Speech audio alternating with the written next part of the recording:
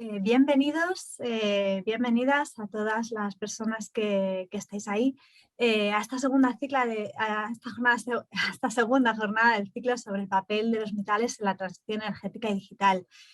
Quiero dar la bienvenida en nombre de la GEF de Transición Verde y por supuesto de la Casa Encendida a los expertas y expertos que hoy nos acompañan y también a todas las personas que estáis conectadas a esta jornada tan interesante que vamos a tener. Antes de empezar, quiero recordar un poco los detalles logísticos para asegurarnos de que todo va a salir bien. La sesión de hoy se va a desarrollar en castellano, pero contamos con una perfecta traducción al inglés, gracias a Matilde. Para quien quiera escuchar la traducción, tenéis abajo en el icono de traducción, que es un globo, podéis seleccionar el idioma de audio. Hoy vamos a contar con 3 ponentes extraordinarios a los que podéis hacer preguntas durante la segunda parte de la sesión. No tenéis más que dejar en el chat la pregunta y a quien la dirigís. Si es una pregunta abierta, pues también podéis decir que es una pregunta abierta para los 3. Así que muchas gracias por estar ahí. Antes de presentar a nuestros ponentes, quiero recordaros algunas de las conclusiones más interesantes que tuvimos en nuestra primera jornada y que podéis encontrar el vídeo completo en el canal de la Casa Encendida de YouTube y también lo vamos a compartir ahora en el chat.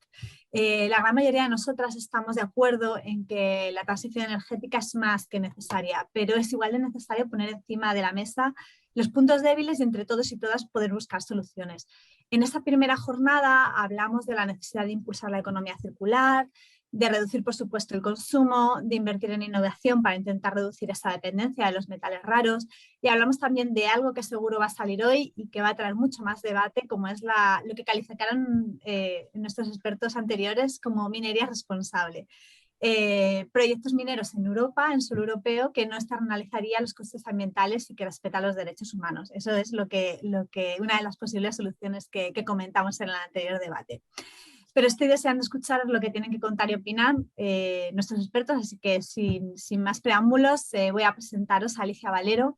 Ella es ingeniera química y dirige el Grupo de Investigación de Ecología Industrial en el Instituto CIRCE y es profesora además en la Universidad de Zaragoza. Alicia, ¿hay límites al uso de minerales en la transición energética?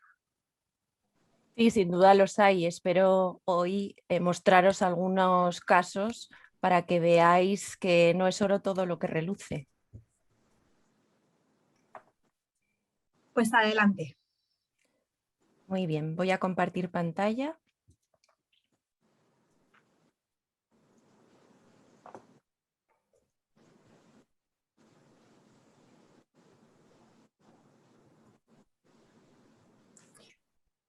Muy bien, pues buenas tardes, muchísimas gracias a la GEF, muchas gracias a todos los que están escuchando hoy.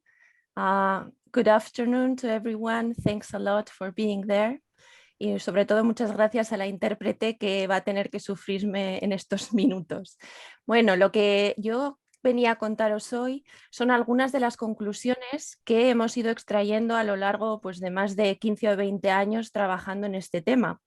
Incluso antes de que fuese algo que hoy en día creo que cada vez más está en boca de todos, que es el problema de los límites minerales en todos los ámbitos, no solo en la transición energética y digital, sino hoy en día. Y me gustaría comenzar con algo que le cuento a mis alumnos en la universidad, que es hablando del crecimiento exponencial. Luego hablaremos del agotamiento del capital mineral, cómo eso se traslada al agotamiento del capital mineral, cuestionaremos la transición ecológica verde, también cuestionaremos la economía circular y luego unas reflexiones finales. Bien, empiezo con el crecimiento exponencial y parece que puede resultar algo obvio o trivial, pero es que si no entendemos la función exponencial, difícilmente vamos a entender cuál es el problema que acontece. Y es fundamental partir de esto y luego ya ir, digamos, cerrando el problema y acotando ese problema en cada una de sus vertientes. En primer lugar, y esto se lo cuento a mis alumnos, todos sabemos que el crecimiento exponencial tiene esta forma de aquí que se ve en el gráfico, en donde primero empieza despacio y luego ¡pum!, repunta. Y tiene una fórmula parecida. Entonces, no tenemos tiempo, me gustaría hacer el ejercicio con vosotros, pero os voy a dar las soluciones directamente. Bueno, tenéis que saber que la población crece más o menos a un ritmo del 1% anual. Puede ser un poquito más, un poquito menos, pero más o menos el 1% anual. Y la fórmula de la población, del crecimiento de la población es esta. ¿De acuerdo? Entonces nos podemos preguntar, ¿cuánto tiempo ha transcurrido entre cada 1.000 millones adicionales? Por ejemplo, pasar de 1 millón de habitantes a 1.000 millones de habitantes, eso implicó 700 años, es decir, 7 siglos. 7 siglos de tiempo. Pasar de 1.000 a 2.000, pues eso se redujo a menos de 100 años. De 2.000 a 3.000, 40. De 3.000 a 4.000 millones, 29 años. De 4.000 a 5.000, 22. Y a 6.000, 18 años. Es decir, que el tiempo se reduce. Cada 1.000 millones adicionales, pues lo conseguimos en unos pocos años. Y probablemente todos nos acordaremos que en el 2011, hace relativamente poco, conseguimos la cifra de 7.000 millones de habitantes. Pues hoy en día estamos cercanos a los 8.000 millones de habitantes. Y de aquí al 2050, pues probablemente alcancemos la cifra de 10.000 millones de habitantes. El tiempo se acelera. Y es que desde los años 70 hemos entrado en un gasto de déficit ecológico. ¿Qué significa esto? Bueno, pues que la Tierra no es capaz de reponer todo aquello que hemos degradado en un año. Y pues mientras en los años 70 pues todo aquello que habíamos consumido más o menos se reponía, pues en el año 2019 resulta que ese día de sobrecapacidad fue el 29 de julio. Es decir, teníamos agosto, septiembre, octubre, noviembre y diciembre, 5 meses en los cuales pues vivíamos de las rentas. En el 2020, debido a la COVID, no sé si gracias a Dios o no gracias a Dios, pero ese año pues se ha retrasado hasta cifras del año 2000, en torno al 2009, ¿de acuerdo? Bueno, pues en un informe del cual se habló en la sesión pasada de la Comisión Europea, por fin, y creo que esto fue un hito, en septiembre del 2020, por fin la Unión Europea reconoció que la enorme necesidad de recursos está sometiendo al planeta a una presión extrema y es la responsable de la mitad de las emisiones de gases de efecto invernadero y más del 90% de la pérdida de biodiversidad y del estrés hídrico. En definitiva, simplemente un dato. Yo cada vez, de vez en cuando, asesoro estoy en varias mesas internacionales en Europa y cada vez que decía, ojo, que es que hay que reducir el consumo. Bueno, pues se me tiraban al cuello. Pero por fin en el 2020 han dicho, es que efectivamente, o sea, si haces cuentas, esto no puede seguir así. Y un dato adicional, el poder del crecimiento exponencial. Este también es otro ejemplo que hago con mis alumnos. Imaginaros que estamos en un campo de fútbol, he puesto aquí el Camp Nou por ser uno grande, pero me vale cualquiera. ¿Vale? Este es hermético y tenemos un cuentagotas mágico. En ese cuentagotas mágico resulta que en el minuto 1 sale una gota. En el minuto 2 esa gota se convierte en 2. En el 3 se duplica de 2 a 4 y así sucesivamente. ¿Sabéis en qué minuto se llenará completamente en el estadio? Pues es en el minuto 46. Es decir, no podremos ver ni siquiera el partido de fútbol entero. Pero lo sorprendente viene ahora. ¿Sabéis cuándo se llenará al 7% el estadio y en ese momento nos vamos a dar cuenta de que tenemos un problema? Pues en el minuto 42. Es decir, tenemos solo 4 minutos para actuar. Y el mensaje es clarísimo, que la función exponencial es peligrosísima. Y la función exponencial resulta que está en absolutamente el comportamiento de la explotación de todos los recursos naturales limitados. Hablamos de agua, hablamos de deforestación, extinción de especies, sobreexplotación pesquera y, por supuesto, minerales. Fijaros, la depredación de la naturaleza crece a un ritmo del 2,8% anual. Había dicho que el 1% es el aumento de la población, pero es que la depredación de la naturaleza, es decir, cada vez más personas quieren más, a casi un 3%. En una generación consumiremos el doble que hoy y en 25 años habremos consumido tanto como en toda la historia del ser humano. Esto es un reto sin precedentes, porque ¿cómo podemos alimentar y satisfacer a todas las generaciones futuras, a tanta gente, a 10.000 millones de individuos en el 2050? ¿Hay recursos suficientes? Bueno, pues ahora que sabemos el contexto general, obviamente los minerales no son una excepción. Y los minerales, como todos los recursos, pues han aumentado también su producción o su extracción más bien de forma exponencial. Aquí tenemos un gráfico del 1900 hasta el 2008. Por ejemplo, la extracción de cobre se duplica cada 25 años y esto solo es un ejemplo que ocurre para prácticamente todos los elementos de la tabla periódica. Y bueno, si los minerales son los que son y los estamos extrayendo, entonces ¿podemos seguir con este crecimiento exponencial? Obviamente no, porque la Tierra es limitada. Bueno, pues hemos hecho unos estudios en donde estamos evaluando el pico de producción de gran parte de los elementos de la tabla periódica. Y la conclusión es clara, las minas se están agotando. Y hemos llegado a la conclusión de que el pico de producción de gran parte de los recursos podría alcanzarse antes de que se acabe este siglo y muchos de ellos antes de que se acabe la mitad de este siglo. Pero no solo tenemos el problema de que las minas se están agotando y habrá menos cantidad, sino otro problema esencial y es el siguiente. Aquí vemos representados también de un estudio que hemos hecho de minas por todo el mundo, vemos representado la energía de extracción con la concentración del mineral, es decir, la ley de mina. ¿Y cuál es la tendencia? Pues obviamente que a medida que las minas se agotan, pues hay que remover más cantidad de mineral y eso implica más energía, implica más emisiones, implica más agua utilizada, implica más impactos ambientales, implica más CO2. En definitiva, que la energía asociada a la minería, que hoy por hoy está basada fundamentalmente en combustibles fósiles, va a aumentar y no va a aumentar linealmente, sino que va a aumentar exponencialmente, porque las leyes de la termodinámica son muy claras. A medida que se reduce la concentración, aumenta de forma exponencial la energía necesaria para extraer la siguiente cantidad. De tal forma que si probablemente si hoy estamos entre el 8 y el 10% de energía primaria asociada a la extracción mineral, probablemente en el futuro esto aumentará. Así que nos preguntamos, ¿transición ecológica verde? Bueno, pues algo de esto se habló en las pasadas sesiones, pero simplemente quiero dar algún dato, ¿vale?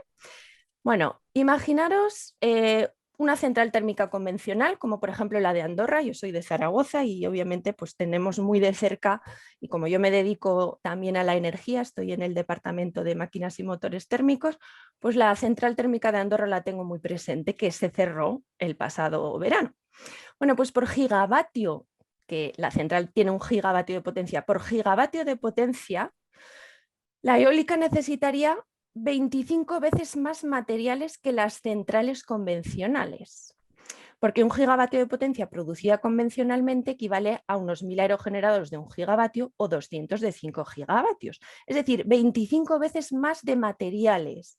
Pero no solo eso, resulta que la cantidad no es lo más preocupante, también lo es la calidad, porque mientras que para las energías convencionales estábamos hablando de hierro, de cobre, de hormigón, es decir, de materiales que son relativamente abundantes, cuando nos metemos en las energías renovables y en general en las tecnologías limpias, resulta que estamos hablando de disprosio, neodimio, níquel, germanio, estaño, teluro, etcétera. Y fijaros que la eólica que he puesto de ejemplo no es la peor de todas. Si nos fijamos en la fotovoltaica o nos fijamos en el coche eléctrico, que es una auténtica mina rodante, pues las cosas empeoran mucho más. En definitiva, de nuevo la exponencial que he explicado al principio, pues mientras que en las eras pasadas, o por lo menos en los siglos pasados, utilizábamos pocos poca variedad de materiales y poca cantidad, hoy estamos utilizando la tabla periódica y podemos decir que estamos en la era de la tabla periódica. ¿Y qué materiales utilizamos? Bueno, los he adelantado antes. Tampoco me voy a detener porque en la sesión pasada sí que se habló de algunos de ellos. También se habló de las tierras raras. Y bueno, pues aquí tenemos un problema importante porque no solo, digamos, somos dependientes de estos materiales, pero resulta es que estos materiales están concentrados en determinados países. Es que la geología es así de caprichosa, ¿de acuerdo? Entonces, bueno, pues por ejemplo de tierras raras dependemos en Europa en más de un 90% de China, pero es que China está proveyendo de multitud de elementos y no solo elementos, sino también tecnologías, ¿de acuerdo? Con lo cual estamos verdaderamente pillados por unos pocos países, especialmente por China. Así que podemos decir que sí, que existen, Carol, límites minerales a la tercera revolución industrial. Aquí he puesto algunos de los elementos que van a ser claves: el litio, el teluro, el lantano como tierras raras, el vanadio en general para todos los elementos del acero, el indio y así sucesivamente. Y bueno, hemos hecho diversos estudios de cuáles serían esos elementos que pueden constituir cuellos de botella. Aquí presento pues algunos gráficos y básicamente el resumen es que la demanda de aquí al 2050 de estos elementos de aquí podría ser mayor que las reservas de la plata, el cadmio, el cobalto, el cromo, el cobre, el galio, el indio, el litio, manganeso, níquel, plomo, platino, teluro o zinc. Nada menos, nada menos. Y bueno, esto que lo dijimos ya hace días no es que sea algo lejano, sino que os pongo aquí un par de noticias, ¿vale?, que salieron hace escasos días. De nuevo me remito a mi ciudad, a Zaragoza. Aquí tenemos una planta de Opel y también tenemos la Bosch, la BSH, las de lavadoras. Bueno, pues resulta que por primera vez en toda su historia han tenido que parar varios días, si no semanas, debido a que faltaban piezas. ¿Y qué piezas? Qué casualidad, semiconductores que contienen esos metales raros. Y esto, que a lo mejor no nos parece sorprendente, resulta que va a ser la tónica que van a seguir día sí, día también en el futuro, cuando haya cada vez mayor escasez de estos elementos. Así que suenan las alarmas con un listado de materiales críticos en la Comisión Europea. Hoy hay 30 elementos que se consideran críticos, es decir, críticos es pues que necesitan, digamos que lo necesita nuestra economía y que además están focalizados en algunos lugares que pueden tener un riesgo de suministro. De esto ya nos hablarán. Pero yo lo que quiero comentar es lo siguiente. En el 2014 la lista no sé si tenía 14 elementos, no me acuerdo, pero cada 3 o 4 años, creo que van sacando nuevas listas. Bueno, pues esa lista cada vez va teniendo más elementos. Y es que esos elementos, al final, si seguimos así, va a estar toda la tabla periódica va a ser crítico. ¿Y eso por qué? Pues de nuevo me remito al consumo exponencial. Y aquí también quiero decir que en el 2017 nosotros sacamos una lista de elementos críticos en la universidad basada en criterios físicos, criterios termodinámicos, y ya adelantábamos algunos elementos que luego salieron en la lista. No nos hicieron caso, solo que la física y la economía de alguna forma tarde o temprano confluyen. Y ahora me pregunto hacia una economía circular, porque claro, si tenemos límites a la transición energética, ¿cuál es la solución? Pues se habló el otro día de que tenemos que ir hacia una economía circular.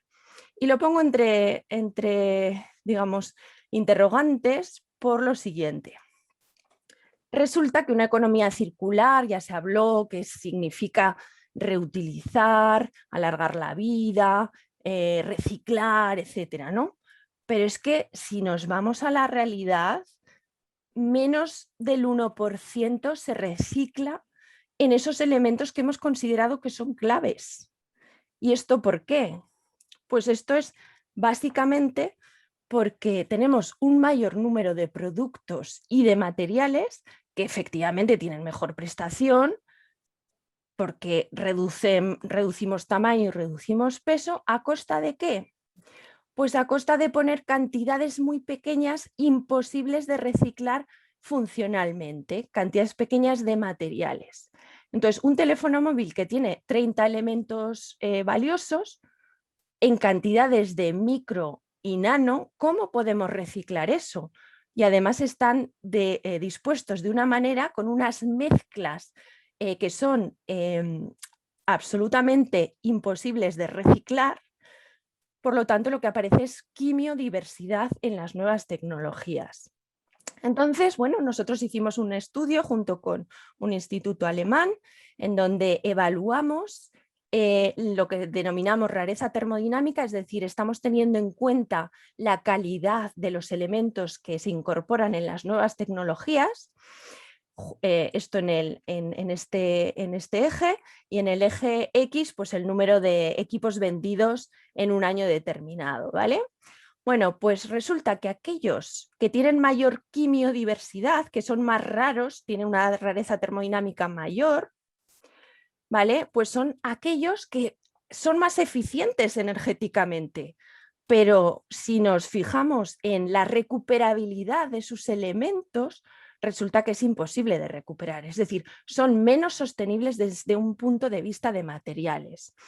Así que una bombilla incandescente, me pregunto, ¿es más eficiente energéticamente? Sí, que un fluorescente o que un LED, pero ¿es más sostenible? Porque un fluorescente tiene tierras raras, tiene mercurio y tiene muchos otros elementos. Y un LED tiene indio, tiene galio, tiene arsénico, tiene tierras raras. Y estos elementos son imposibles de reciclar. Y si reciclamos los fluorescentes no es porque contengan tierras raras, sino porque contienen mercurio y no queremos que ese mercurio contamine nuestras aguas, ¿vale? Entonces, hoy por hoy, o bien se recicla el hierro, el aluminio, es decir, los metales básicos y pesados, o bien lo que hacemos es evitar que se contamine. Pero no está pensado el reciclaje ni el diseño para recuperar justamente esos elementos que son absolutamente escasos. Así que lo siento mucho, pero existen también límites a la economía circular y nosotros llamamos economía espiral. ¿Por qué? Pues porque la termodinámica, de nuevo, influye en el reciclaje. Es decir, es imposible recuperar el 100% de los materiales. Lo que podemos hacer es reducir la cantidad de material perdido. Por lo tanto, bueno, tratemos de diseñar los productos de forma adecuada para evitar que la mayor cantidad de materiales pues acabe perdiéndose. Por lo tanto, no es economía circular, yo diría que es economía espiral. Y unas reflexiones finales.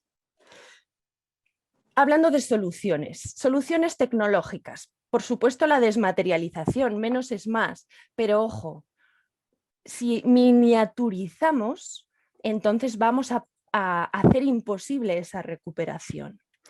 Sustitución de materiales críticos por abundantes, pero ojo, si seguimos con ese consumo exponencial, al final todos los materiales van a ser críticos. Tenemos que diseñar productos robustos, modulares y fácilmente desensamblables, y además aprender de la naturaleza que no produce residuos y vive y se regenera por la acción del sol. Y algo que es importante, y aquí le lanzo pues una propuesta al siguiente ponente. Necesitamos absolutamente de forma urgente una infraestructura metalúrgica de recuperación de materiales secundarios. ¿Por qué? Pues porque somos dependientes de China y de otros países y decimos, tenemos la tecnología, pero es que ni eso, los chinos ya tienen la tecnología. Entonces, ¿qué tenemos en Europa? No tenemos nada, lo único que tenemos es basura tecnológica y esa basura tecnológica se puede considerar que es un problema o se puede considerar que es una oportunidad. Y yo creo en lo segundo, es una oportunidad y tenemos también minas, digamos, urbanas, es decir, vertederos y tenemos desperdicios o minas abandonadas que pueden constituir una oportunidad. ¿Qué pasa? Que no tenemos infraestructura metalúrgica de recuperación. Solo existe en Europa una planta capaz de recuperar esos metales y no todos esos metales escasos. Así que, por favor, invertir en baterías está muy bien, en esa, digamos, gran lobby o gran consorcio entre SEAT, Iberdrola, bancos, etcétera, de producción de baterías, fenomenal, pero es que ¿cómo vas a producir baterías si no tienes materiales propios? Así que necesitamos urgentemente al menos una planta metalúrgica de recuperación, y si no vamos a perder la batalla, pero ya. Soluciones legales políticas. Una legislación más restrictiva para la recuperación de materiales críticos. Y tenemos que legislar en términos de calidad, no de cantidad. Porque ahora, hoy por hoy, un vehículo, ¿vale?, se dice reciclamos el 95%. Sí, el 95%, que es acero de mala calidad porque se mezcla absolutamente todo, un poco de aluminio y un poco de cobre. Pero es que un vehículo tiene 50 elementos críticos. Tiene más de 200 euros en oro que se pierden. Y quien dice oro dice paladio, dice platino, dice cobalto, dice tántalo, dice litio, imposible de reciclar. Así que la legislación tiene que ser una legislación no en peso, sino en calidad. También tenemos que eliminar trabas legales y administrativas para que los residuos se conviertan en materias primas y evitar el trasiego de vertidos. Por ejemplo, un ejemplo muy claro. En Aragón no se permite reutilizar determinados residuos, pero en Cataluña sí. Total, que una empresa que está puerta con puerta en un pueblo de Aragón, cuyos residuos pueden utilizarse en la otra empresa, ¿sabéis lo que hacen? Se los llevan hasta Lérida, vuelven y ya misteriosamente esos residuos se han convertido en recursos. Bueno, pues estas trabas legales y administrativas son el pan de cada día. Luego, obviamente, concienciación de reutilización y reciclado, educación a todos los niveles y promoción de nuevos modelos de consumo, más que de consumo, de uso, servitización. No podemos seguir consumiendo al ritmo que estamos haciéndolo en la actualidad, como hemos visto con el ejemplo exponencial. Y atención, y aquí abro el debate a mis compañeros. Si la demanda sigue aumentando, no podremos prescindir nunca de la minería. Y la Unión Europea está promoviendo la minería en el propio territorio para depender de terceros países para evitar la dependencia de terceros países que son socioeconómicamente inestables. Entonces aparece el efecto NIMBY, not in my backyard. Y aquí aparecen unas contradicciones evidentes. A ver, yo me quiero renovar el ordenador, el portátil, etcétera, cada 6 meses, pero no quiero una mina cerca. Así que mucho ojo con esas contradicciones y también ojo con relegar la minería a terceros países con bajos o escasos estándares ambientales y sociales. La minería tiene que ser sostenible, entre comillas, no hay minería sostenible, aquí y en mi patio trasero y en el de los vecinos. Y también tenemos comunidades que están dispuestas, comunidades tradicionalmente mineras, que están dispuestas a abrir o reabrir minas. Y tenemos que valorar adecuadamente el capital mineral, y ya voy acabando, porque ¿qué es lo que se hace hoy? Bueno, aquí os muestro la Basílica del Pilar de Zaragoza. ¿Y qué es lo que se hace hoy? Bueno, pues hoy por hoy lo que estamos haciendo es vender catedrales al precio del ladrillo. ¿Sabéis que yo he hecho los cálculos? ¿Sabéis cuánto costaría la Basílica del Pilar al precio del ladrillo? Yo os la vendo. 2 millones de euros. ¿Os parecerá barato, no? Decís, ¿cómo es posible que vendas un patrimonio cultural tan barato? Pues es que las minas son un patrimonio natural de los que estamos hoy aquí y de los que nacerán. Pero es que el PIB y otros indicadores económicos no tienen en cuenta a las generaciones futuras, y el hecho de que las generaciones futuras van a tener que extraer los materiales que serán más escasos y que además tendrán mayores impactos energéticos, ambientales y sociales. En definitiva, evitar la dependencia de combustibles fósiles significa aceptar la dependencia de materiales. Multidependencia. Sin materiales no hay energía, pero sin energía no hay materiales. Las soluciones van a ser muy complejas, multidimensionales, porque entran en juego problemas muy graves sociales asociados a la minería. Y lo siento mucho, pero no hay tiempo para volver a cometer los fallos del pasado. Por eso yo propongo la economía inspiral. Muchas gracias por vuestra atención. Perdón por el tiempo que me he excedido. Aquí tenéis un libro que justo acaba de salir, en donde exponemos mis colegas Antonio Valero y entrevistados por Adrián Almazán, todos los temas que acabo de exponer. Gracias. ¡Wow! Vaya baño de realidad, Alicia. Muchas gracias por condensar tanta información en tan poco tiempo. Entendemos que esto daría para muchísimo más y seguro que en el futuro vamos a poder retomar un tema tan importante y tan interesante. Quiero dar ahora paso a nuestro segundo ponente, Juancho López Uralde, ecologista y activista en el corazón. Ahora es diputado de Unidas Podemos en el Congreso y presidente de la Comisión de Transición Ecológica. Y además ahora está entre manos con la ley de cambio climático, vamos, no puede estar más atareado. Le decía Alicia que la Unión Europea un poco estaba pensando ya en el autoabastecimiento, porque tenemos una serie de materiales imprescindibles para este pacto verde, ¿no?, que ha lanzado la Unión Europea y para la transición energética. Entonces, Juancho, ¿cómo ves este plan europeo?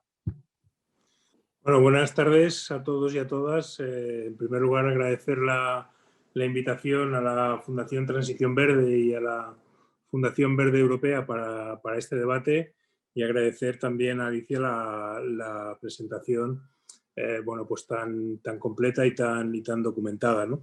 Yo quería efectivamente, bueno, pues en unos minutos hacer un repaso bueno, pues a la carta de la Comisión, a la comunicación de la Comisión al Parlamento Europeo sobre la materia que nos ocupa hoy, y bueno, ver un poco cuáles son los aspectos positivos y cuáles son, digamos, las sombras que tiene este documento, ¿no?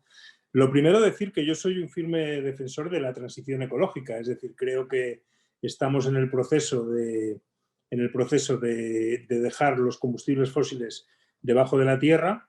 Creo que eso es algo que, bueno, pues está costando muchísimo esfuerzo, pero bueno, los impactos del cambio climático son demasiado evidentes como para no continuar adelante con este proceso, ¿no? Lo que pasa es que creo que también que si hemos llegado hasta esta situación es precisamente por hacerlo sin tener en consideración los límites del planeta, y creo que sería estúpido cometer el mismo error en esta transición, y por lo tanto que hay que abordar los problemas y hay que mirarlos de frente y ver cómo podemos hacerlo mejor para que no caigamos en un agravamiento todavía mayor de la crisis ecológica, ¿no? Y de hecho, y por empezar por ahí, la propia Comisión Europea reconoce en su documento que la transición de Europa hacia la neutralidad climática podría conllevar la sustitución de la actual dependencia de combustibles fósiles por la dependencia de materias primas minerales. Es decir, que la propia Unión Europea es consciente, la Comisión Europea es consciente en el diagnóstico de cuál es la realidad del problema, ¿no?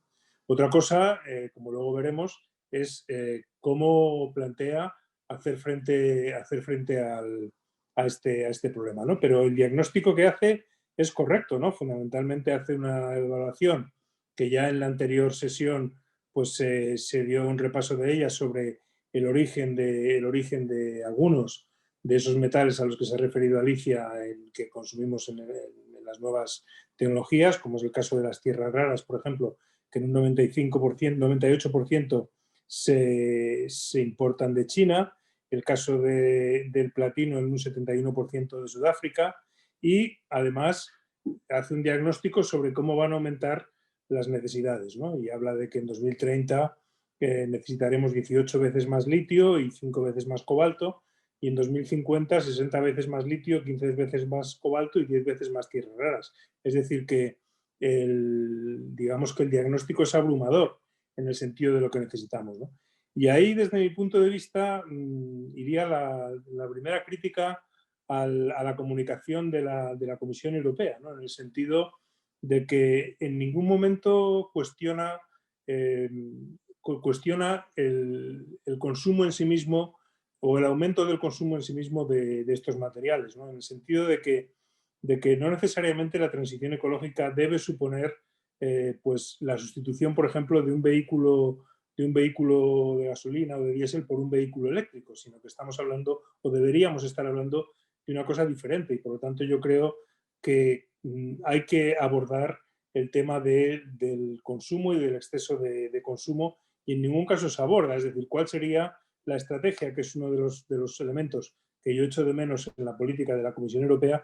¿Cuál sería la estrategia para reducir, dentro de unos evidentemente, de unos escenarios de crecimiento, pero esos escenarios pueden ser de crecimiento exponencial, como decía Alicia, o se puede tratar de contener ese crecimiento a base de estrategias, bueno, pues estrategias integradas en cada uno de los distintos sectores de los que estamos hablando, ¿no? El sector del transporte, el sector de la producción energética, etcétera, etcétera, ¿no? Entonces, en ese sentido, lo primero que se echa de menos en el caso de la Unión Europea es eso, ¿no? Es decir, que da por hecho unos niveles de aumento del consumo de esos minerales que a lo mejor no necesariamente tenemos que llegar ahí, porque podemos tener otras estrategias para abordarlo. La Comisión Europea fundamentalmente lo que plantea es una estrategia basada en cuatro planes de acción. En alguno de ellos me detendré especialmente, pero básicamente lo que plantea es, por un lado, como digo, en lo relativo al abastecimiento de minerales, que en un porcentaje altísimo la Unión Europea reconoce, entre el 75 y el 100% de los metales proceden de la importación, y por lo tanto aborda el tema de la seguridad de la importación, ¿no? Y en ese sentido, uno de los planes de acción que plantea es pues la resiliencia de las cadenas de valor, es decir, de alguna manera asegurar que, lo que viene a decir es asegurar que los suministradores de los materiales que se necesiten pues sean fiables y sean, digamos, resilientes en el largo plazo, ¿no? El segundo punto, que es en el que luego abordaré, es el tema al que se refería Alicia, del uso circular, sostenibilidad e innovación.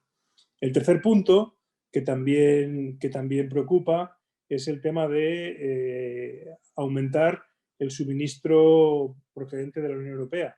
Preocupa porque eso tiene consecuencias directas en algunas regiones, singularmente, por ejemplo, en regiones españolas, con el aumento de proyectos mineros, como luego nos expondrá Santiago, ¿no?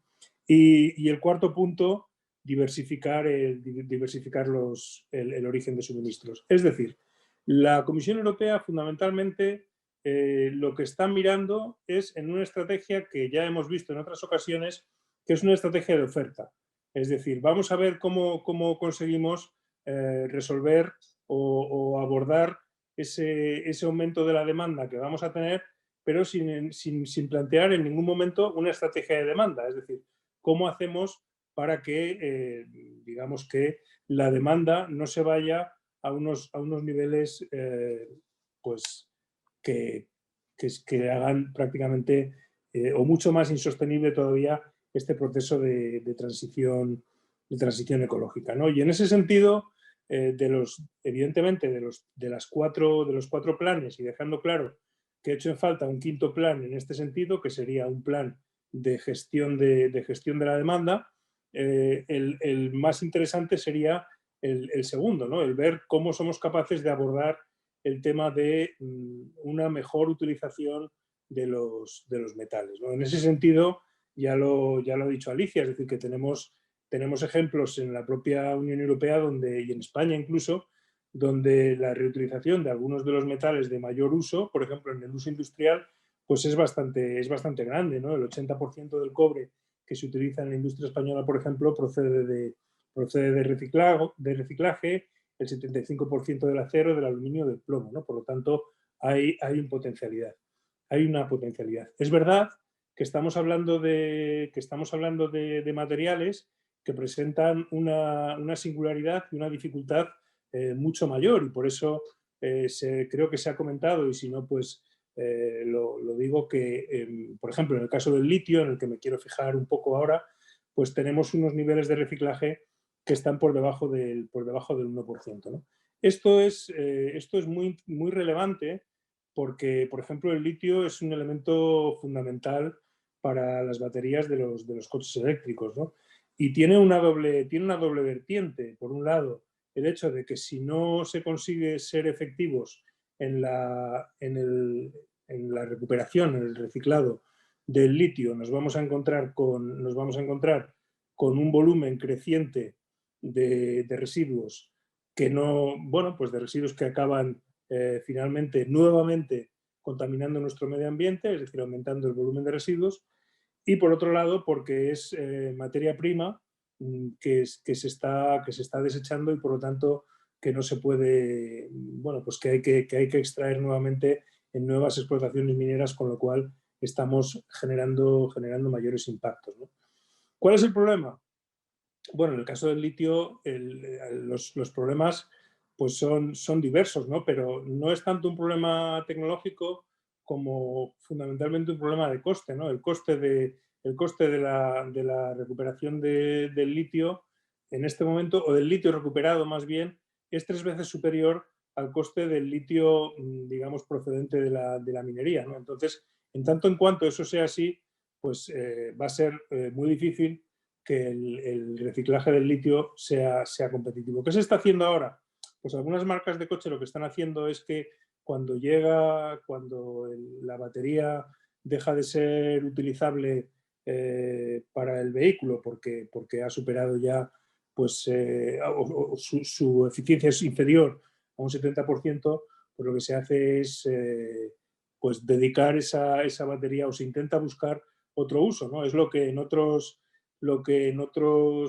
compuestos, en otros componentes, en otros materiales hemos llamado bajociclaje. Es decir, que no es una estrategia demasiado eficiente, demasiado eficaz, porque al fin y al cabo lo que estás haciendo es buscando nuevos nichos para utilizar esas baterías que todavía pueden ser utilizables en gran parte, pero que ya no sirven para los vehículos, ¿no?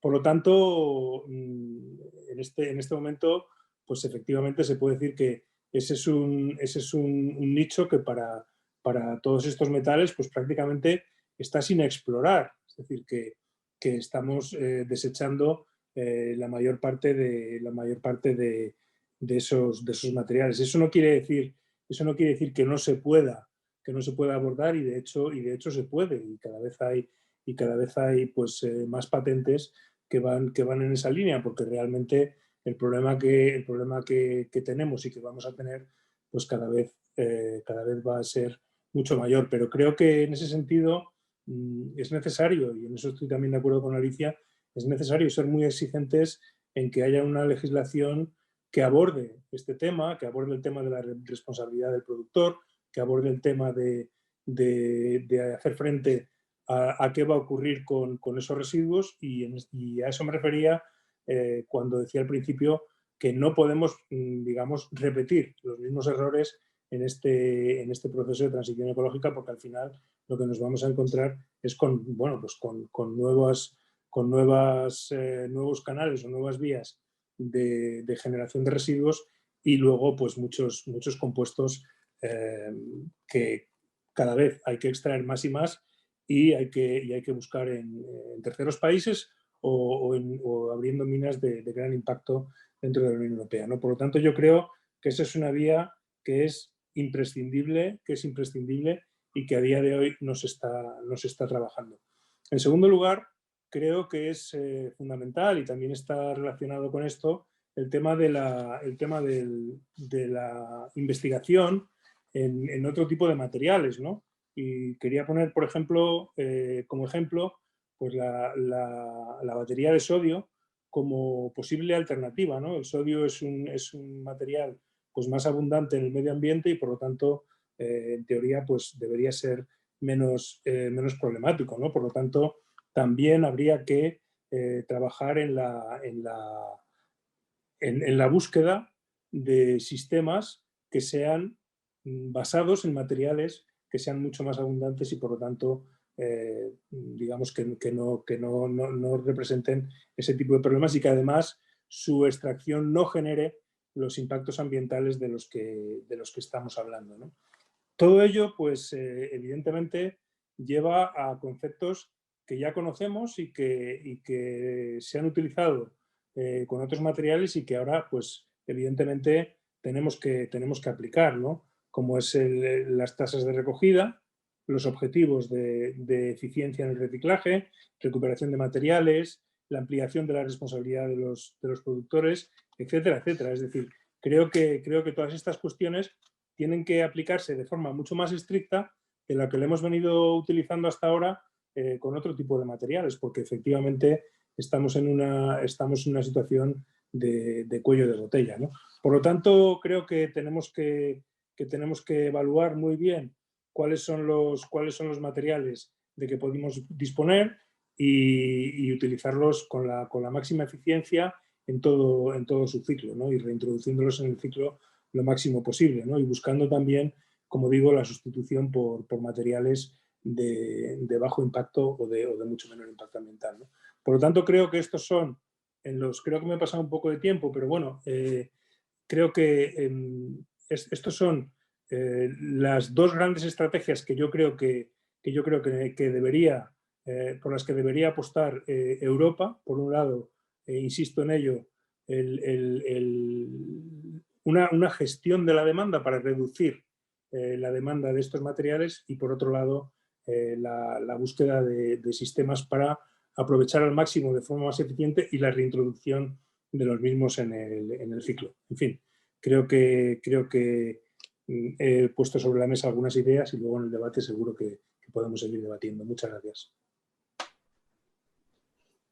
Muchísimas gracias, Juancho. Está claro que este plan cojea, pero bueno, ahí está en nuestra mano de alguna manera el poder aportar soluciones. Decías tú que el diagnóstico era acertado y demás. Quiero dar paso ahora a nuestro último experto.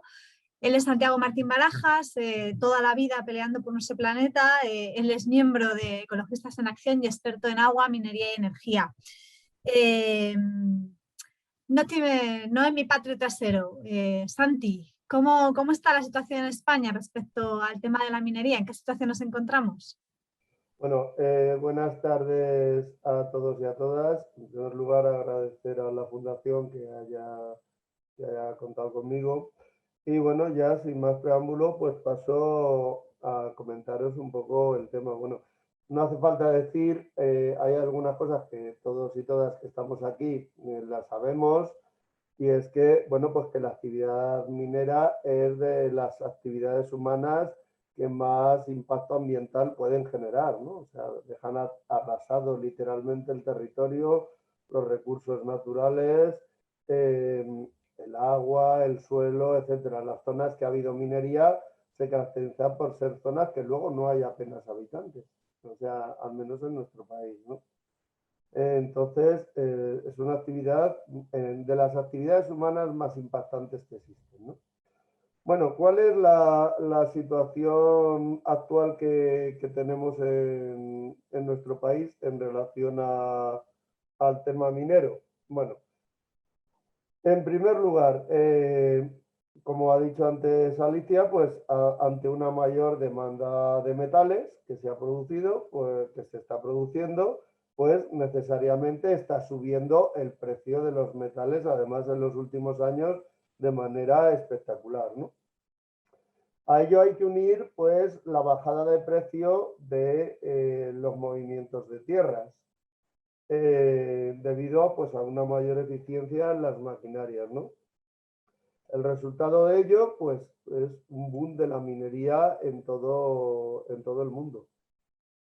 Y además, ojo, un tipo de minería particularmente impactante, que es la minería a cielo abierto. Para que entendamos la diferencia, ahora mismo nos podemos encontrar en cualquier lugar de España una montaña que arriba tiene el pueblo, tiene bosques en la ladera, cultivos, y que hay una antigua mina abandonada, que es una galería, y delante hay una pequeña escombrera que ya está naturalizada después porque se abandonó la mina hace 100 años, ¿no? Bien, la nueva minería consiste en que desaparece la montaña entera. No tiene nada que ver con lo anterior, desaparece la montaña con el pueblo, con el bosque, con los cultivos, etcétera, etcétera. Y hay casos concretos de esos en nuestro país, ¿no? O sea, el impacto que tiene la nueva minería es infinitamente mayor que el que tenía la minería convencional de galería, que iba buscando, siguiendo la veta para sacar el mineral. ¿Por qué? Porque ahora, dado el elevado valor de los metales, pues ha subido tanto el precio que con leyes, o sea, con una concentración mucho menor, es rentable. Para que nos entendamos, ahora mismo es rentable una mina de oro con 1 gramo por tonelada de oro. 1 gramo por tonelada de oro. Y los ríos auríferos que hay en nuestro país, que afortunadamente no se explotan y espero que jamás se hagan por otra legislación, tiene una media de 3,5 gramos por tonelada. O sea, y ahora unas minas con 1 gramo por tonelada son rentables económicamente. O sea, imaginaros en qué situación estamos. Bien. Y además, para extraer esos minerales hay que utilizar a su vez otros minerales, otros productos químicos que contaminan las aguas, etcétera, etcétera, ¿no?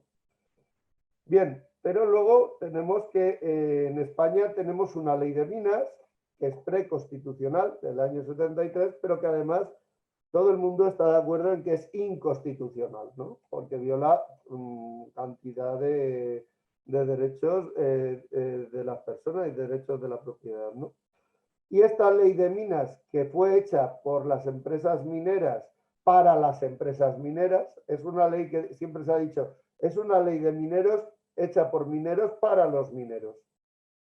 Bueno, pues esta ley ha transformado a España en lo que podíamos denominar un paraíso minero. Hay paraísos fiscales por ahí, ¿no? Bueno, pues aquí existe una cosa que es un paraíso minero en nuestro país, ¿no? Debido precisamente a esta ley. Además, en este paraíso minero se da pie a la existencia de minería especulativa.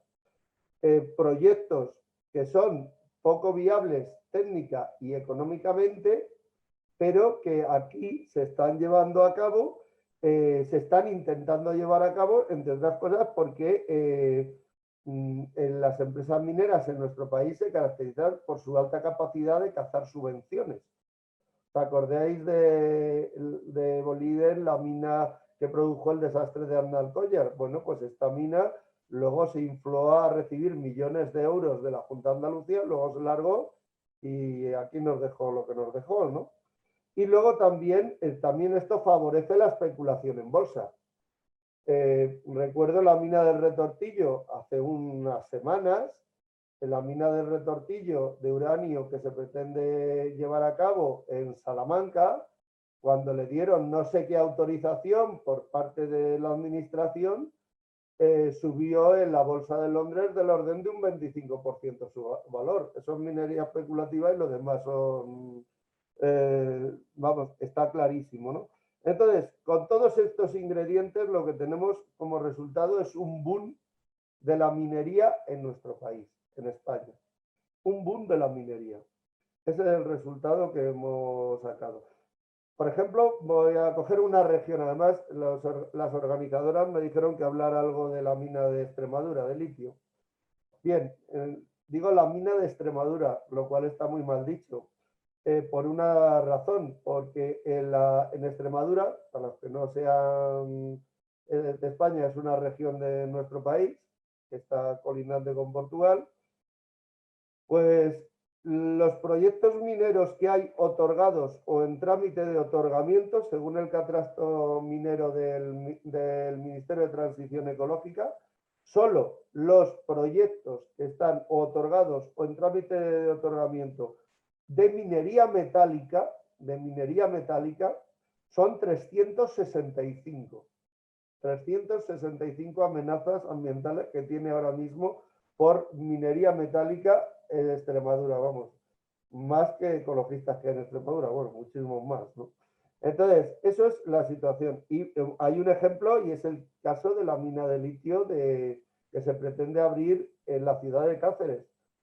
Pero dicen, bueno, en el término de Cáceres, bueno, a menos de 2 kilómetros del casco antiguo de Cáceres, que está declarado Patrimonio de la Humanidad y que cuenta con el apoyo total de la Junta de Extremadura, del gobierno regional. O sea, imaginaros al lado de, bueno, pues cualquier ciudad monumental que conozcáis, a menos de 2 kilómetros, abrir una mina que va a cielo abierto, lógicamente, como toda la minería que se pretende llevar ahora a cabo, toda la minería metálica, pues a menos de 2 kilómetros de la ciudad. Eso va a repercutir en un detrimento de la calidad de vida directa de las personas que viven en Cáceres. Y eso es una realidad bastante evidente. Luego, por otra parte, también hay un componente especulativo. O sea, según los datos de la empresa, esta minera que Cristalax en Cáceres, la concentración de litio que tiene en la mena de esta mina sería del orden de más de 20 veces menor la concentración que la de los saladares de Australia o Bolivia. Eso suponiendo que la mena, o sea, el sitio donde van a sacar el litio, sea el 52% del material de la montaña, que es que no se lo creen ni ellos, vamos, o sea, es imposible. Entonces, ¿qué ocurre? Que ahora han llenado Cáceres de carteles que dicen vamos a crear 1000 puestos de trabajo con la mina de litio. Y es lo que están vendiendo. Y luego vendrá la petición de subvenciones, etcétera, etcétera, y las administraciones empezarán a soltar millones y millones de euros como han hecho, por ejemplo, en Andalucía con la minería de Huelva, ¿no? Bien, las propuestas de Ecologistas en Acción en este sentido, la política que tenemos, bueno, pues intentar frenar lo que podamos este boom de la minería. Lo estamos intentando frenar en los tribunales y con la protesta social, con las poblaciones afectadas, porque en este caso no solo acaban con el medio natural, acaban con el medio de vida de la población rural. O sea, la población rural de allí se va a ver tan afectada o más que el propio medio natural. O sea, estos proyectos mineros de los que os he hablado en Extremadura, de 365, estamos hablando de que van a suponer la destrucción de varias decenas de miles de hectáreas de esas y similares que hay en Extremadura. Entonces, estamos intentando pues parar pues todo lo que se puede. Unas se paran, otras por desgracia no, y ahí estamos. Pero hay un elemento que es fundamental para poder frenar esta marea minera en nuestro país. Y es que se reforme la actual ley de minas. No es normal que nos rija una ley que se hizo en 1973. Es aberrante que esa ley siga en vigor. La mayoría de leyes equivalentes de otros elementos se han modificado radicalmente. Por ello, desde Ecologistas en Acción hemos hecho un proyecto de reforma de la ley de minas que hemos trasladado a todos los grupos políticos en el Congreso de los Diputados pidiendo que lo lleven a cabo. Lo mandamos al Ministerio de Transición Ecológica, que es que ni siquiera dijo hola, ni recibido. O sea, es que lo ha ignorado totalmente. Y consideramos que es necesario que las formaciones políticas apuesten por una reforma Esto es una asignatura pendiente en nuestro país. No es normal que nos estamos rigiendo con una ley que se hizo hace 50 años. Claro, en esta ley no tiene en cuenta los criterios ambientales, pero ¿sabéis por qué? Porque es que en 1973 la palabra medio ambiente no existía, entre otras cosas. Os recuerdo que en la E73 lo del medio ambiente es que ni se valoraba. Bueno, pues esa es la ley que dirige la minería en España actualmente. En la reforma de la ley de minas que hemos propuesto, proponemos que quede excluido de entrada de toda la red de cualquier actividad minera, toda la red Natura 2000, que es pues todas las áreas naturales protegidas que hay en nuestro país. La red Natura 2000 y también quede excluida las zonas de vertido de captaciones de agua de abastecimiento a poblaciones, ¿no? Porque también estas minas pueden generar la contaminación de acuíferos y cursos superficiales.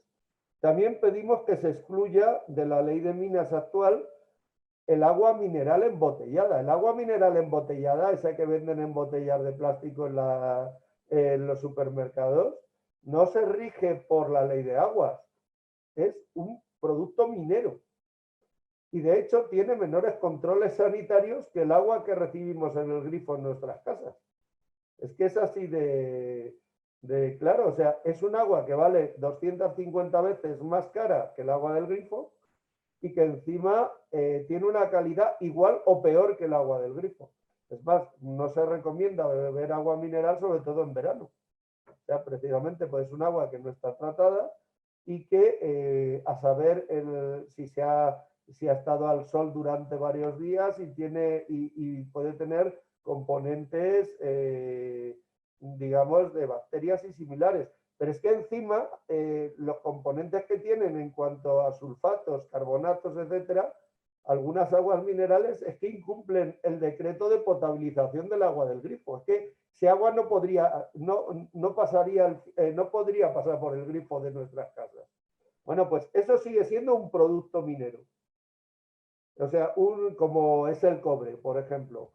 Entonces, lo que proponemos es que pase a ser dominio público hidráulico, que es un tema que llevamos reclamando desde hace muchos años. Luego, también pedimos que la declaración de utilidad pública no sea genérica. Actualmente, en el momento que se autoriza, se da un permiso de investigación, se da por hecho la utilidad pública. ¿Eso qué implica? Que la minera puede llegar allí y empezar a excavar en tu terreno, o sea, directamente. O sea, o derribar un pueblo entero por ese tema. Es la única actividad económica en nuestro país que lleva generalizada, que conlleva la declaración de utilidad pública. La única actividad. Entonces lo que pedimos es que la declaración de utilidad pública se haga caso por caso, no que vaya implícita. Y luego también tampoco le estaría más que la actividad minera pagara impuestos, un poquito para variar. Hombre, España es el país del mundo donde las empresas mineras pagan menos impuestos. El país del mundo que menos pagan. Fijaros el paraíso minero que es nuestro país. Pues entonces lo que pedimos, dado que generan unos impactos, es que dejen a las administraciones una serie de recursos, como pagan, por cierto, el resto de actividades económicas en nuestro país. Y luego ya, por último, para acabar, lo que se decía antes, nosotros creemos que hay que apostar a tope por el reciclaje de metales, por la sustitución de unos metales por otros. Es fundamental. ¿Que no va a ser la solución? Por supuesto que no. Pero, hombre, si el reciclaje en el litio es menos del 1%, hombre, es un poquito bajo, ¿no? Creo que ahí podríamos y que habrá que trabajar para... ahora hace poco se ven noticias por ahí que en China habían conseguido en el agua residual depurada el reciclaje del 99,7% del litio, similares. Vamos a ver, ahí hay que trabajar y exigir que se apueste por el reciclaje. Por ejemplo, aunque esto no tiene que ver con los metales,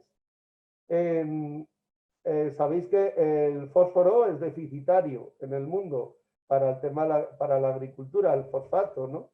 Bueno, pues, y de ahí la importancia de los fosfatos del Sáhara Occidental, etcétera, etcétera.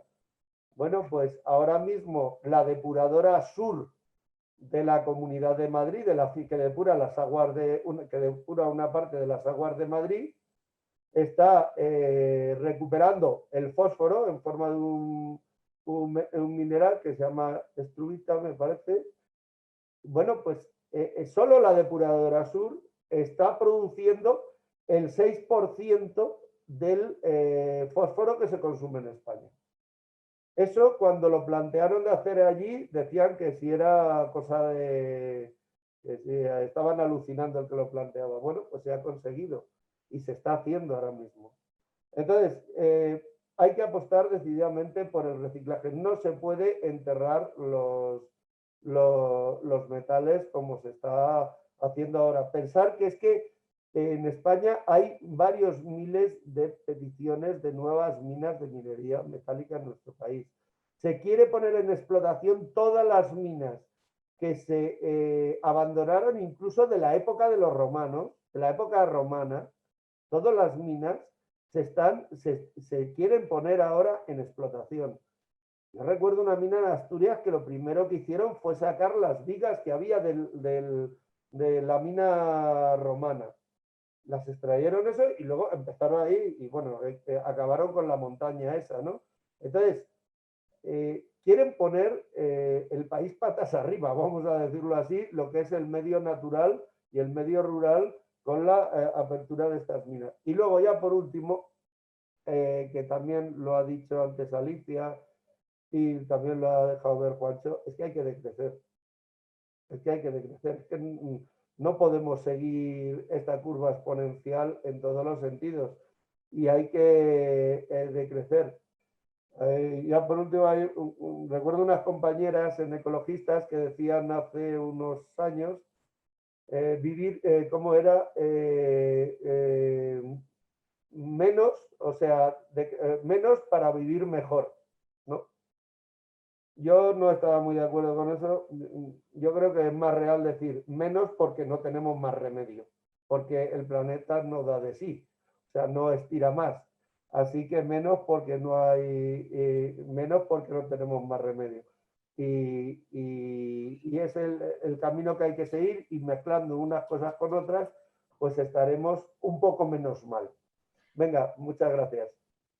Gracias, Santi. El tema de la minería siempre es un tema no polémico, pero sí que causa pues debate, mucho debate, porque el impacto de la minería es el que es y se puede hablar de una minería más o menos responsable y abre un amplísimo, ¿no? abanico en esta discusión. Gracias, Santi, por darnos un poco la visión de lo que está pasando en España y lo que se necesitaría reformar en la nueva ley de minas. Hay un debate muy encendido en el chat, os animo a leerlo a aquellos que podáis seguirlo y tengáis tiempo, y ya nos están dejando las primeras preguntas, así que voy a ir trasladándoselas a nuestros ponentes. La primera de ellas, Alicia, nos pregunta Juan si hay estudios sobre el coste de materiales, energía y tratamiento de residuos de la propia infraestructura metalúrgica de recuperación, y si esa industria metalúrgica de recuperación no dependería a su vez de los mismos metales que se pretende recuperar.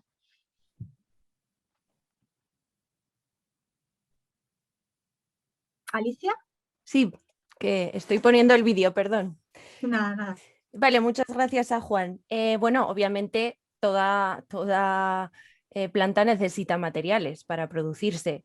Dicho esto, los materiales que tiene en este tipo de plantas son materiales abundantes y a pesar de todo las cuentas salen, desde luego que salen, porque estamos hablando, bueno, aunque sea una infraestructura obviamente muy compleja y que necesita pues muchas fases y muchos equipos, a pesar de todo es necesaria.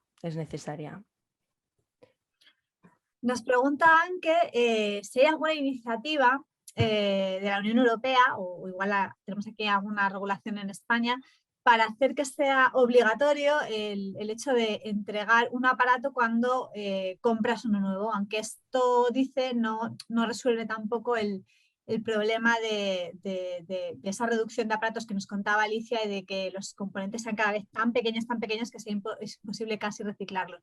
No sé si hay alguna iniciativa o regulación a nivel europea o española que conozcas, Pancho. Sí, eso está regulado. Es decir, de hecho, cuando uno compra un aparato, un electrodoméstico, directamente se llevan el viejo o se lo deben llevar, ¿no? El problema no es tanto que se recoja, el problema es luego qué se hace con ello, ¿no? Yo creo que esto abre dos debates, o yo diría 3 debates que están relacionados. Uno es el de la obsolescencia programada, es decir, que es el hecho de que la reparación haya desaparecido de nuestro, digamos, de nuestra sociedad, ¿no? Y ya estamos un poco todos hartos de oír aquello de, uy, si le sale mucho mejor comprarse uno nuevo, ¿no?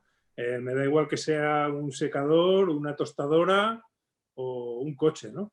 Entonces creo que esto es un elemento que tenemos que cambiar, evidentemente, porque claro, si consiguiéramos que los productos fueran mucho más durables, más duraderos, pues eso reduciría también el flujo de materiales, ¿no? Es verdad que, como he dicho antes, ya en una parte de la industria del metal hay un tratamiento secundario de metales que hace que muchos metales vuelvan a reintroducirse en el ciclo, ¿no? Y he dado los datos, por ejemplo, de algunos metales en España que realmente, por ejemplo, el cobre, el 80% se reutiliza, ¿no? Pero eso es una senda que también hay que seguir, ¿no? Por lo tanto, en primer lugar diría aumentar la vida de los productos, recogerlos para algo, porque luego lo que estamos viendo, pues en el caso de los móviles, etcétera, bueno, la propia Fundación Transición Verde en su día participó en una experiencia con el grupo Basel Action Network de poner unos chips en basura electrónica y ver dónde acababa, ¿no?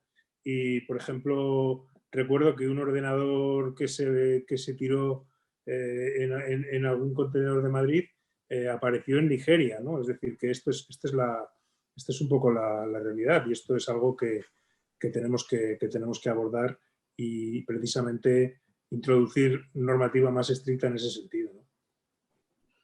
Ajá.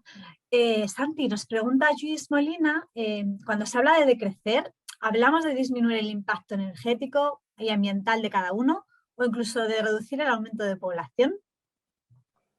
No, no me estoy refiriendo ni mucho menos a población. Eso no me estoy refiriendo. Me estoy refiriendo a que nuestra huella ecológica pues sea menor. Decrecer implica reducir el PIB, bajar el PIB, no nos engañemos. O sea, al final es lo que va a ocurrir. Yo creo que hay muchos elementos que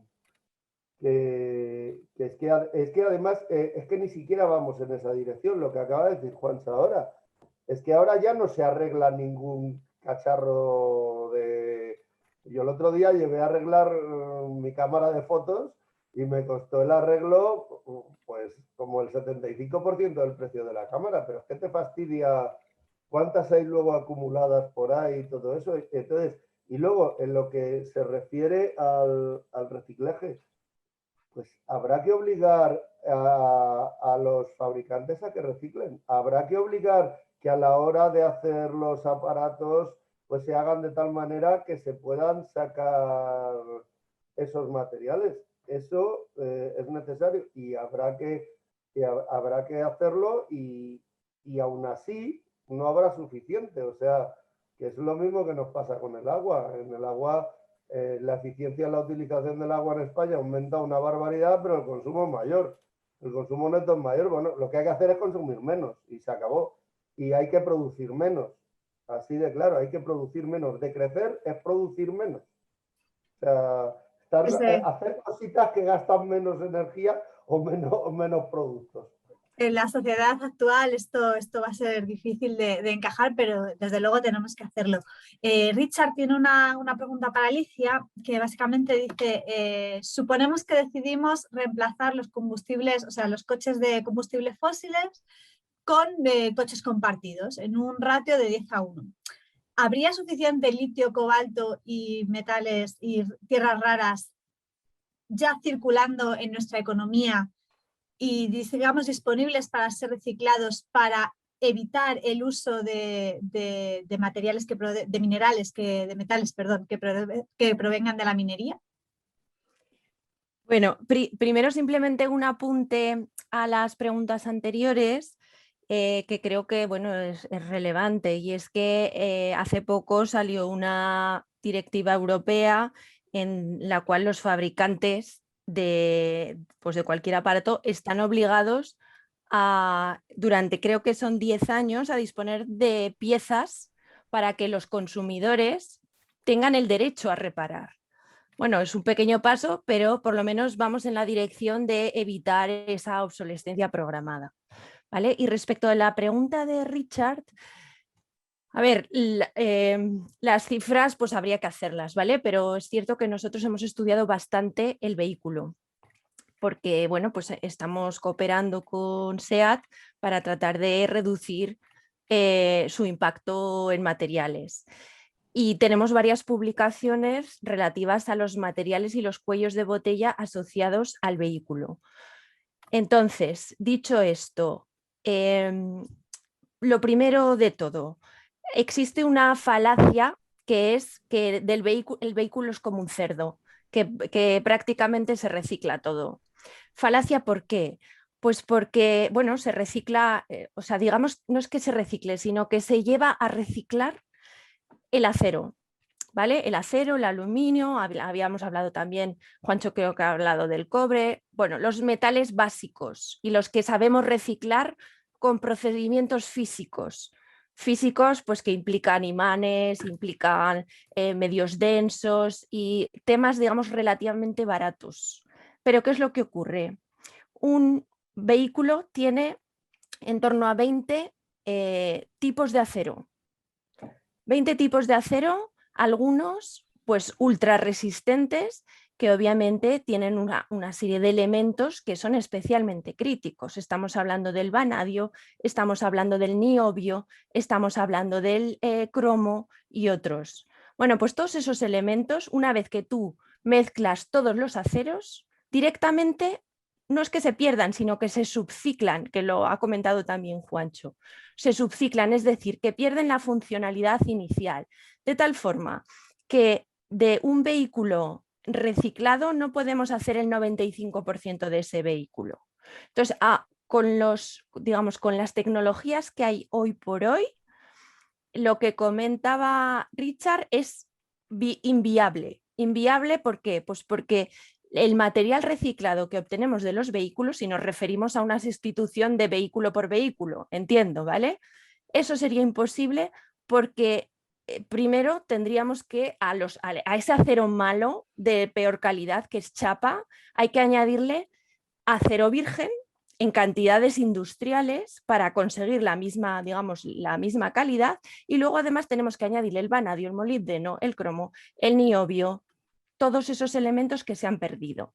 Incluso, diría más, en el cobre, por ejemplo, y en otros elementos, o en el aluminio, cuando tenemos magnesio que se ha subciclado de la mezcla de todo, pues resulta que eso es una impureza. O sea, fijaros la contradicción, es decir, tenemos elementos valiosísimos que en según qué materiales son una impureza. ¿Y qué hay que hacer? Meter material virgen, obviamente de la extracción de las minas. Así que, como los vehículos y en general todos los equipos no están diseñados para reciclar, pues lo que hacemos es mezclarlo todo, hacerlo bien pequeño y luego con unos procedimientos básicos y sencillos, pues extraer lo que podemos, que es poco y malo. Así que o hacemos las cosas bien o lo tenemos muy complicado. Deciros que están llegando un montón de preguntas y comentarios en el chat. Voy a pedir ya disculpas porque seguro que no nos va a dar tiempo a todas, pero prometemos que volveremos a retomar estos temas.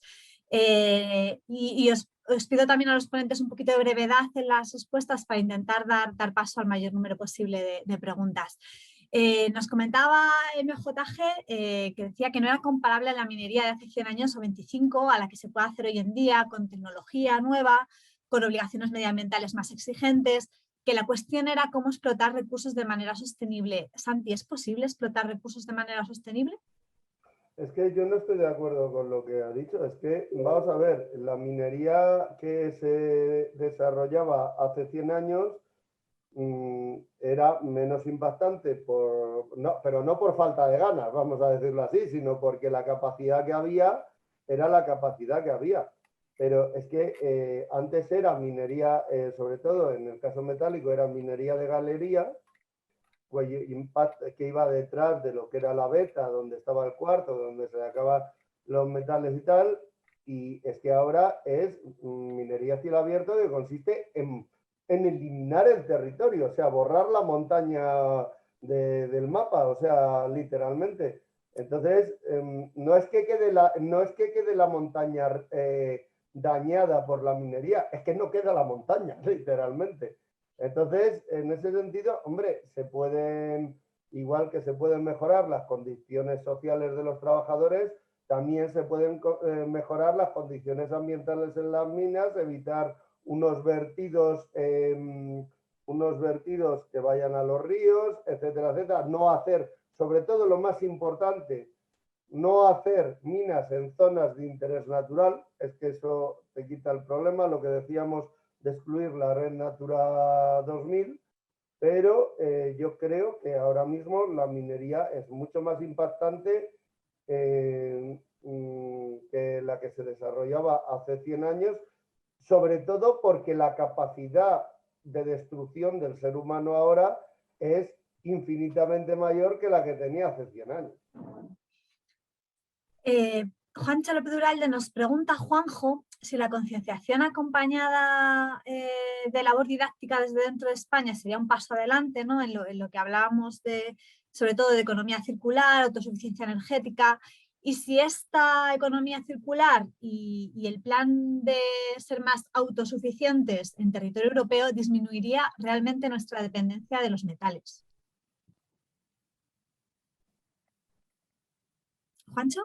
Sí, perdona, estaba activando el micrófono. Gracias. A ver, es que nos pides brevedad y las preguntas Lo sé. Da para mucho este tema, ¿eh? Dan para mucho. Vamos a ver, indudablemente la conciencia es fundamental, es imprescindible, pero no es suficiente. Yo creo que hay que ir, evidentemente hay que trabajar la conciencia, hay que trabajar la educación ambiental, yo creo que eso es imprescindible, pero hace falta también regulaciones que obliguen a que la transición ecológica realmente no nos lleve a un agravamiento de la crisis ecológica, porque efectivamente estamos en una situación límite, ¿no? Y por lo tanto eso requiere de medidas más allá de la concienciación individual. Yo siempre menciono cuando se habla de esto el libro de Barry Commoner, ¿no? En paz con el planeta, donde bueno, pues habla de que lo más eficaz, y es un libro ya de hace 40 años, ¿no? Pero que ya entonces lo más eficaz en tratar de hacer frente a las distintas crisis ecológicas que se abordaron, pues era la regulación. Y la segunda pregunta no recuerdo cuál era, Carlos. Dame un segundo. Si creemos que la economía circular y la autosuficiencia energética disminuiría nuestra dependencia de los metales. Bueno, indudablemente, a ver, yo no soy un gran creyente en mantras que se van poniendo de moda, ¿no? Hoy hablamos de economía circular. Bueno, creo que eso lo inventó, son los ciclos naturales. Los ciclos naturales sí que son circulares, ¿no? Yo lo que creo es que efectivamente, como hemos dicho, ¿no? Si aplicamos políticas activas de las 3 R's, reducción, reutilización y reciclaje, pues vamos, sin lugar a dudas, a reducir la necesidad de nuevos materiales. Eso es indudable y, por lo tanto, esa vía tenemos que seguirla, porque si a ello lo acompañamos con objetivos de contención del aumento de la demanda, pues a lo mejor conseguimos pues, que la crisis no se siga agravando, ¿no? Bueno, nos queda ya menos tiempo y me da, la verdad es que mucha pena no llegar a todas las preguntas que se están haciendo en el chat. Sí que quiero, y esta la voy a abrir para vosotros tres, porque se ha mencionado por parte de varios participantes que es raro, por ejemplo, Geraldine nos comentaba, tanto la Comisión Europea como la sociedad civil, comparten diagnóstico, incluso a veces soluciones, ¿no?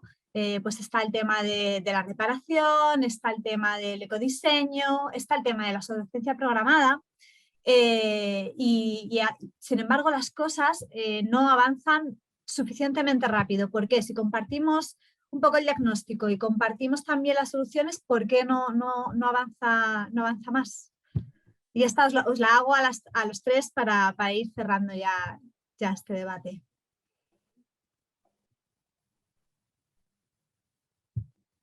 ¿Quién quiere empezar? Bueno, si queréis empiezo yo. Yo creo que hay un conjunto de factores que son importantes. En primer lugar, los lobbies actúan y tienen mucha influencia, política, las puertas giratorias, etcétera, etcétera. Todo eso es real, ¿no? Yo recuerdo muy bien cuando comenzó la directiva de envases y embalajes, comenzó con la idea de reducir, en los años 90, comenzó con la idea de reducir la cantidad de envases y embalajes que se produjeron. Y sin embargo el resultado final, pues desgraciadamente ha sido el contrario, ¿no? Es decir, que ha sido como una especie de vía para permitir que aumentara la cantidad de envases, su diversidad y sus impactos, ¿no? Por lo tanto, bueno, yo creo que eso por un lado. Por otro lado, bueno, pues las dificultades tecnológicas, el precio, como hemos hablado, ¿no? El precio de unas tecnologías frente a otras. Es decir, que hay una diversidad de factores. Y por eso la conciencia de la que hablábamos antes es tan importante, porque lo único que realmente puede hacer frente a todas estas cosas es la presión en la calle y la gente movilizada. Santi o Alicia, ¿quién se animáis? ¿Por qué no avanzamos más rápido? Pues bueno, no avanzamos por dos razones. Primero, porque es que el crecimiento sigue. O sea, el mantra del crecimiento es que parece que nadie lo pone en duda y entonces incrementamos la eficiencia en muchas cosas, pero claro, ahora los coches consumen la mitad de gasolina que antes, pero el consumo de gasolina es infinitamente mayor que el que había antes. O sea, al final lo que ocurre es que nos vamos a la eficiencia, pero el problema es que eso tiene un finito, ¿no? Y entonces llega un momento de decir, no señores, es que tiene que haber menos y punto. Y va a haber que bajar y no va a haber más remedio que bajar. ¿Por qué? Porque el recorrido que tiene todo esto es así. El reciclaje de metales es importante, muy importante. ¿Por qué? Pues entonces, mira, entre otras cosas, para las minas que hay en España. A mayor reciclaje, mayor material que aparece en el mercado. Eso hace que baje el precio y si baja el precio hay minas que dejan de ser rentables, luego esas minas no destruirían el territorio. Pero el problema es que el reciclaje se va a comer una parte de eso, pero si seguimos produciendo más, pues también habrá que hacerlo de las otras. Habrá también otra actividad minera, no frenaremos la actividad minera con eso. Y luego hay un elemento a nivel de la Unión Europea que a nosotros nos preocupa un montón. Las empresas mineras tienen mucho poder y además están trasladando el mensaje de que, bueno, hay que hacer minas en Europa porque mejor aquí que en otros países donde las leyes ambientales son peores y las condiciones sociales de los trabajadores son peores. Así que, a tragarse aquí las minas, incluso dentro de las áreas protegidas, de las áreas de interés natural.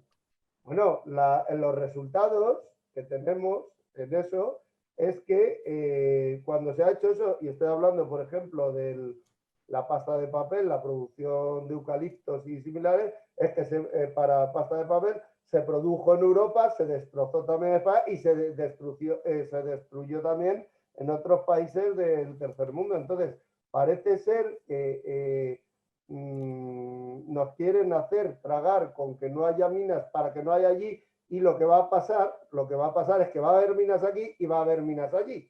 Entonces, ahí la verdad es que no vamos a ganar, o sea, que es que ya digo que las empresas mineras en Europa se lo están montando muy bien para intentar hacer que los movimientos sociales en Europa se traguen con un boom de minería que a nuestro entender pues no estamos dispuestos a tragar, así de claro. Ni que se hagan aquí ni que se hagan allí. O sea, lo que hay que hacer es decrecer.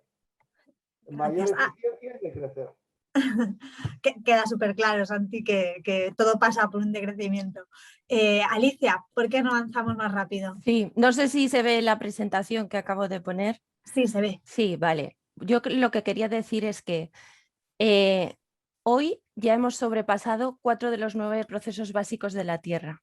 El cambio climático no es el más importante, como se puede ver. Estamos hablando de los flujos bioquímicos que están completamente sobrepasados, pero también la diversidad genética. Y aquí este gráfico que podéis ver, que lo propuso Stephen et al, es del 2015. Estaba hablando de que podía haber virus, que la resiliencia del planeta ante amenazas como los virus, pues estaba decayendo. ¿Y qué ha pasado el año pasado? Una pandemia. El tema está en que no aprendemos y la Tierra nos está comunicando cada vez más, nos está dando señales de SOS que no sabemos identificar. Entonces el cambio climático es una, pero es que la pandemia es otra. Y a medida que sigamos con este desenfreno, pues vamos a tener más y más y más señales que veremos a ver cómo acaban probablemente en un colapso que ya veremos de qué tipo. Por lo tanto, estamos en el minuto 42 que he dicho del planeta. Si el minuto 46 era el del ahogamiento en este campo de fútbol, estamos en el minuto 42. No hay tiempo para dejar que las cosas fluyan como hasta ahora. Y yo pienso que la pandemia puede ser una buena señal para que todos aprendemos. Hemos visto las orejas al lobo y esto no es más que el principio, porque van a haber muchas más en términos de metales, pero es que lo de los metales, bien, sí, es importante, pero hay otros muchísimo mayores, como habían apuntado, por ejemplo, el del fósforo, la alimentación, etcétera. Pues me quedan muchas preguntas en el chat, muchos comentarios. Vicente nos comentaba y pedía un poco de ayuda para paralizar un proyecto de mina que tiene a su pueblo. Por el contrario, Cofeden decía que no estaba tan de acuerdo con lo que decía Santi sobre el tema de la minería. Intentaremos hacer llegar las preguntas que nos han quedado pendientes, intentaremos dar respuestas y sobre todo intentaremos seguir hablando de este tema, porque parece ser, y como decía Alicia, las soluciones no van a ser únicas, van a ser complicadas y sobre todo van a tener muchas dimensiones. Y entre todos y todas tenemos que cooperar para lograrlo, porque si no, no lo lograremos. Y aquí cerramos por el momento este debate sobre los costes y cómo los asumimos de la transición energética y en cuanto a uno de sus ingredientes fundamentales como han sido los metales. Quiero dar las gracias a todas las personas que habéis participado en las dos charlas, especialmente a los que nos habéis acompañado hoy. Quiero dar las gracias a la Green European Foundation, a la Casa Encendida y a la Fundación Transición Verde por hacer posible este ciclo. Muy pronto tendréis disponible el vídeo, intentaremos mandaros los enlaces, pero si no estarán en el canal de YouTube de la Casa Encendida y de Transición Verde. Y seguiremos trabajando para que la transición verde sea una realidad lo antes posible. Así que muchas gracias por vuestra asistencia y nos vamos viendo. Gracias. Gracias, thanks.